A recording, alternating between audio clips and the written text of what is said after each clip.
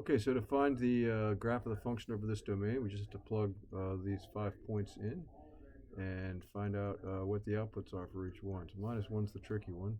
So you have to square minus 1, just based on this function here, minus 1 squared minus 3 times minus 1, which is actually 1 plus 3.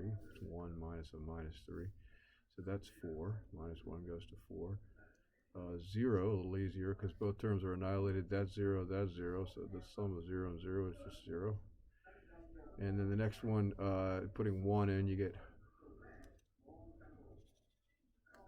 1 minus 3, which is minus 2. And put 2 in, you get 4 minus 6. That's minus 2. And the last one is 3 gives you 9 minus 9, which is 0. All right, so it's a function, so every input has just one output. And now I can graph these points, and minus 1 goes to 4, and 0 goes to 0, and 1 goes to minus 2, 2 goes to minus 2, and 3 goes to 0.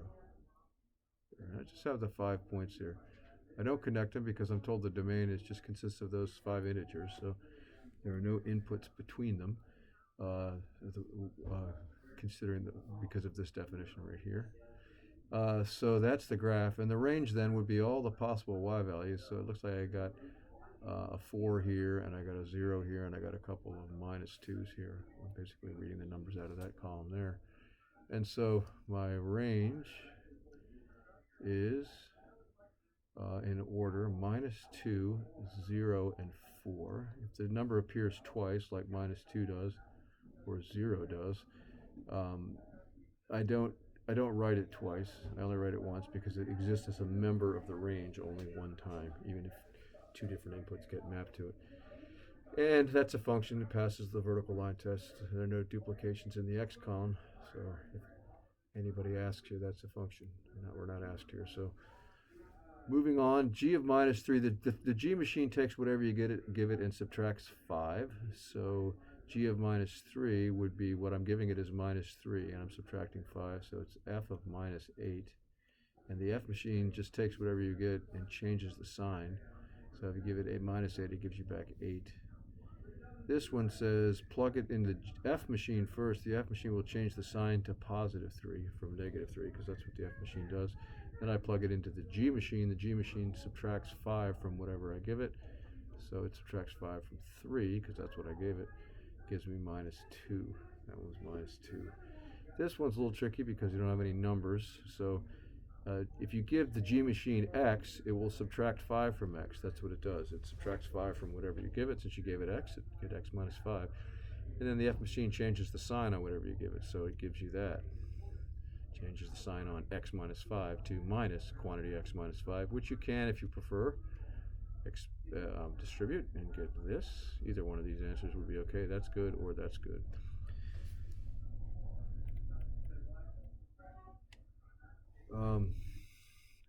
Here we have 2 points. 1 goes to 2, and 5 goes to minus 6. There, so you can tell just from looking at this that the slope is going to be negative. And it's minus something, and then just look at these distances. This is from 1 to 5, that's 4, and this distance here goes from 2 to minus 6, which is 8. So minus 8 over 4 is minus 2. Slope of that thing is minus 2. So change in the output is 8 when the change in the input is 4. Minus 8 goes down 8 when the input goes up 4. Here's my input going up 4. There's my output going down 4. All right, and then so now I just have to find an intercept. It looks like my crummy graph here. It looks like it's around 4 for a y-intercept. Let's just double check that. We know that f of x equals minus 2x plus b. That's what we just found out by plotting the points and computing the slope. And now we just pick a particular input-output pair. Let's take this one.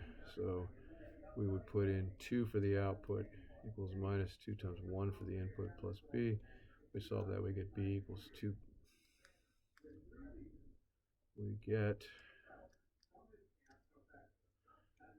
b equals 2 plus 2 equals 4. So this number right here is 4, which matches the graph. And we got it. Natural domains. Since we're not constraining the domain from any word problem context, nor am I giving you some artificially constrained domain like we saw here in the first problem, where the domain was made small just for teaching purposes, really. This one is, what does the algebra say, or what does the function say? What inputs will the function allow, and what won't it allow? At this level of your math experience, you're really looking for two things. You're looking for division by 0, or square root of a negative. Those are the two things that you know won't work function-wise. So to divide this by 0, x minus 2 would have to be equal to 0. So we're going to say x minus 2 can't be 0, because that would lead to division by 2, which means x can't be 2. So we're defining the domain for this thing by excluding 2. So it's everything but 2. So we're defining it by what's not in it as opposed to what's in it. It's everything but 2. Over here, we're going to define it in terms of what is in it. 3x minus 2, we're taking the square root of 3x minus 2. That's one number, 3x minus 2. And the number we're taking a square root for has to be 0 or more. We can take the square root of 0. We can take the square root of anything bigger than 0 and stay in the real numbers. Even odd numbers and fractions and square roots, you can take the square root of the square root of 2. That's all legal. It may be nasty to do without a calculator, but it's legal. You just can't take the square root of a negative number. So that means 3x has got to be greater than or equal to 2, so x is greater than or equal to 2/3. So if I pick x values greater than or equal to 2/3, that will assure that this thing will be 0 or more. You could check and pick a few numbers like 0. 0 is less than 2/3, and it would end up it would give you the square root of negative 2, which is not defined. So 0 should be out, and according to this definition of the domain, it is out. That's your natural domain. So if you get a natural domain problem on the test, just look for division by 0 or square roots of negative numbers, and try to make sure that that doesn't happen by defining the domain appropriately. All right.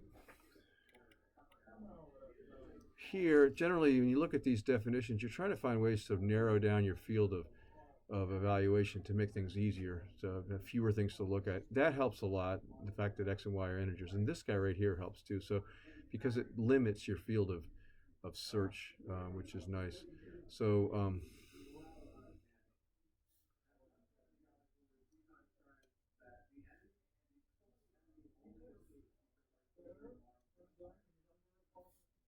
so how many, this is the absolute value of y is less than or equal to 2. So we're thinking about the number line here, and here's 0. So how many numbers are within 2 units of 0 that are integers? Well, it's all these guys in here, right? So minus 2, minus 1, minus 2, minus 1, 0, 1, and 2 are the only integers whose absolute value is 2 or less. So those are the only possible values for y. All right, so these are our y values. So the question is, what x values go with all those y values? So if we plug in, say, y is minus 2, you get the absolute value of x minus plus minus 2. I'm just plugging minus 2 in for y here, equals 0. Well, how many numbers have an absolute value of 0? 0 is the easiest case. It's the only number for which there's only one real number that has that absolute value, and that's 0. So we know that x minus 2 has to be equal to 0, which means x has to be equal to 2, and more importantly, there aren't any other possibilities. So this is going to be a function. There's no other way to solve that. No other integer that makes this statement true other than 2. And similarly, they're all going to be the opposites. So if you look at a positive one, you'd have x plus 1 equals 0. If I put plus 1 in here for y, it would give me that. And then so x is equal to minus 1. So if y is plus 1, x is minus 1. So it's always just going to be the opposite. The opposite of 0 is 0, and the opposite of 1, minus 1 is 1. So notice the same 5 numbers, just in reverse order.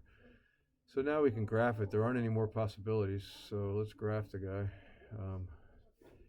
2 minus 2 would be there. 1 minus 1 is there, 0, 0 there, minus 1, 1 there, and minus 2, 2 there. So there are only 5 numbers. Resist the temptation to connect them because we're told that only integer values are allowed, and those are the only integer values between plus or minus 2. So the domain, just to get the domain, I just have to list these guys.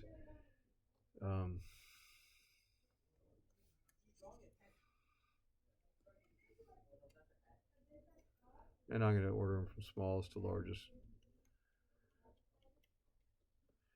And the range, all the possible outputs. So if you look at the graph here, you got an output there, there, there, there, there. If you just look at the column here, it's all the numbers. It's the same numbers. And we usually write them in order, even though they don't map in order, right? So minus 2 doesn't go to minus 2, but the input minus 2 doesn't go to minus 2, but in terms of the value of the numbers, that's the most straightforward way to list them. So this doesn't mean that the first one goes to the first one. It just means these are all the possible outputs. These are all the possible inputs. And the answer to this is it is a function. It passes.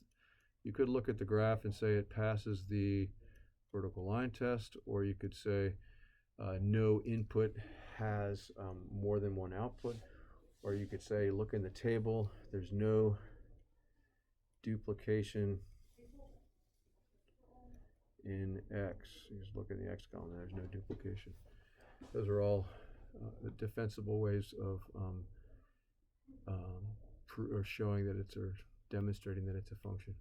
All right, 6, I did a whole separate video on that, so take a look at that. It's on the portal as well. And then here, we're supposed to find a mapping diagram, so let's go. The inputs go 1, 2, and 10. Just reading off the X values, 1, 2, and 10. No duplication necessary in a mapping diagram or when you're listing a domain or range. Just each element that occurs only occurs once when you're listing the elements. So the outputs go 1, 2, 3, 4, 5, 6, and so 1 goes to 4, and 1 goes to 5, and 1 goes to 6, and 2 goes to 1, 2 goes to 2, and then 2 goes to 3, and then 10 goes to 2. That's the only case where we have duplication in terms of what the hunter's shooting at. So 2 people are shooting 2, 10 is shooting 2, and so is 2. But the thing that makes that would be okay. That would still be a function if that were the only problem. The problem here is that we have number 1 here and number 2 are both shooting 2 arrows, right? That's not allowed. Each input has to have a unique output. It's okay if some outputs have multiple inputs, but no input can have more than one output. So this is not a function. And you can say because 1 and 2 have multiple outputs. So those are 2 inputs that don't have unique outputs. This guy is periodic. You just look at the full scope of the function. How it repeats over and over and over again. And if you were going to like cut out a stencil that you could just like lay down and spray paint over and over again to represent the function, you'd have to lay down from here to here. This wouldn't do it, because then the next piece would look like this and then like this. That's not the same function. So notice this is headed top and headed down. This is the bottom and headed up, and here's the top and headed down again. So you'd have to go all the way from here to here, or actually any 2 points that are that same distance apart. So if you wanted to be creative, you could go from here all the way to coming down, going up, and then coming down again. It's actually all the way over here, because you have to go down, up, and down. You could even take this little piece here, and then the next one would be over here, and then the next one would be over here and here. Each one of these pieces right here would also give you a complete stencil that you could cut out and lay down over and over again. So that's the period. The period is the distance between those 2 points. So let's find an easy one here, like from here to here is probably the easiest, from peak to peak. goes from 0 to pi on the axis. So the period is pi, and because this is the smallest horizontal distance that includes the entire pattern that's being repeated over and over again in this periodic function. So then we say this is periodic with period pi. The function happens to be even. It's even. And we know it's even because it passes, because it's symmetric with respect to the y-axis. If you fold it right across the y-axis, it would be a mirror image.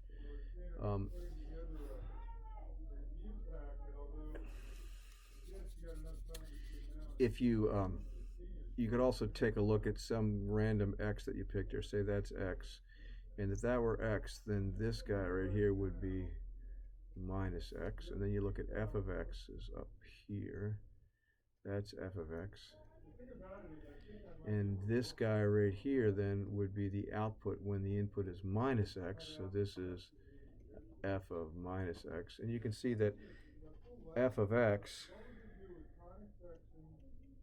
is equal to f of minus x. That's the definition. It says that if the inputs are opposite, the outputs are the same, and that's the case for this guy. As you run any distance that you go away from the x-axis, from the y-axis, any 2 points that are equidistant away are always going to have the same output. All right, moving on to the consumption function.